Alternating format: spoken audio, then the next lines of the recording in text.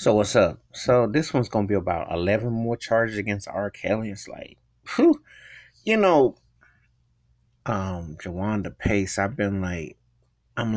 just puzzled because why?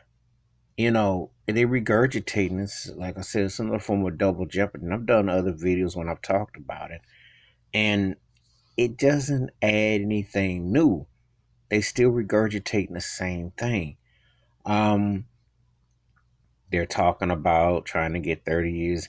They're talking about outlining stuff that they have no time limit, no time frame, but they're not really giving cohesive parts to substantiate. And like I did a video about when Lifetime was re-airing a remix about the R. Kelly thing, they still haven't seen anything that's modernized, that collaborates with what's going on.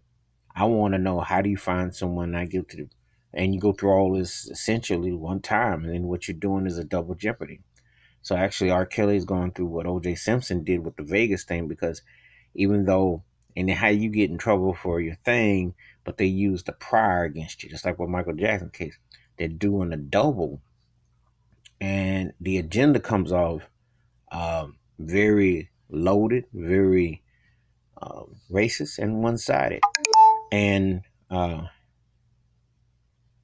you know, um, I just be shaking my head at what's going on with these legalities with this situation. It's like, well, y'all want to throw all these charges, a ton of them, and yet where is the cutoff line to saying, was there anything modern and recent? Was there anything that's there? And it's like, so now you're gonna come and tell me that all of a sudden now you got something, because this is a fix. If it wasn't for this dumb documentary, and I said dumb documentary, because a documentary should not, if you went to school for law, let me just use some common sense. Let's stop for a moment. You go to school for law, you have a real case, you have real evidence, you have factors and stuff. You don't need to watch a TV show to say, oh, yeah, maybe we should open this case up. Maybe we should have our minds turned to something that was already put out there, you know. So the whole thing just feels like it's been a fix and a vendetta against the man. I have a great admiration for his musical talent. I think he's a musical genius. I think he's one of the best to ever do it. However, I always say it too. If there was something that he did, he'd have to pay the price for it. And if there was something that he did recently, he'd have to pay the price for it. But I'm sitting up here like, I ain't seen nothing that justifies all these charges. And I'm trying to figure out, I mean, I already know that there's some Illuminati, some plot against him, because, yeah, I'm a conspiracy theory in the sense that there ain't nothing really there. And why is he not allowed to work? Why is he not permitted to leave the country, to work, to come back when he was before in another time? And um, why does it just seem like it's just like, okay, we're going to pull this on him and pull this on him, and he hasn't even gone to court, he hasn't had his day, and I'm just looking at this thing like, this, all this stuff culminating against him doesn't add up at all. Not at all.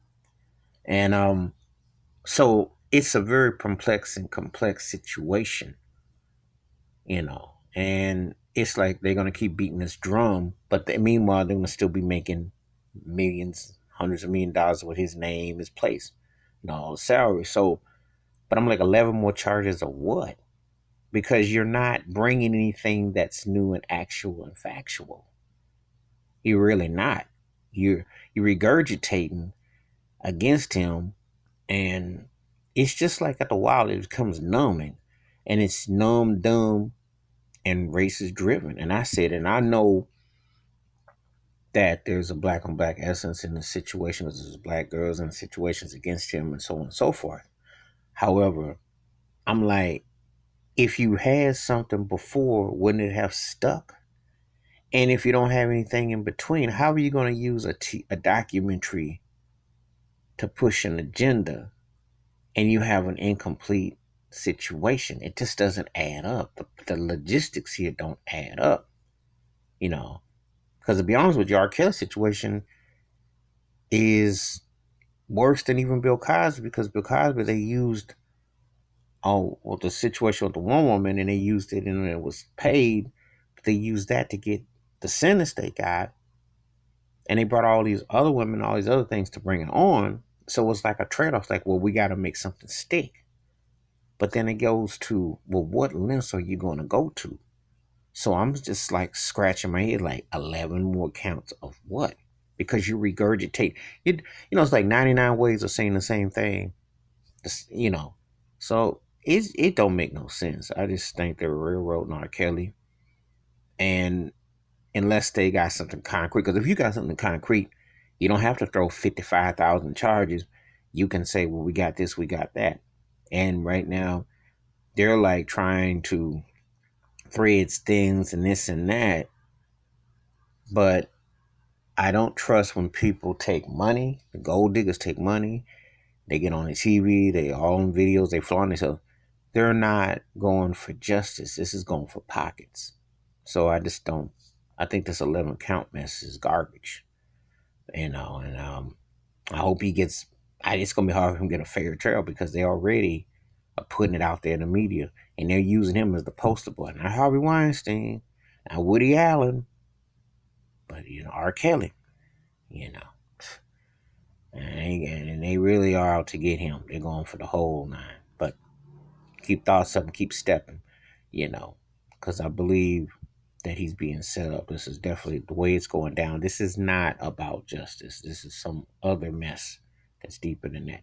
Anyway, that's my take about the new 11 counts against R. Kelly. Feel free to leave them comments, hit the subscribe, and the bell rings. That's a new video. You have a good day.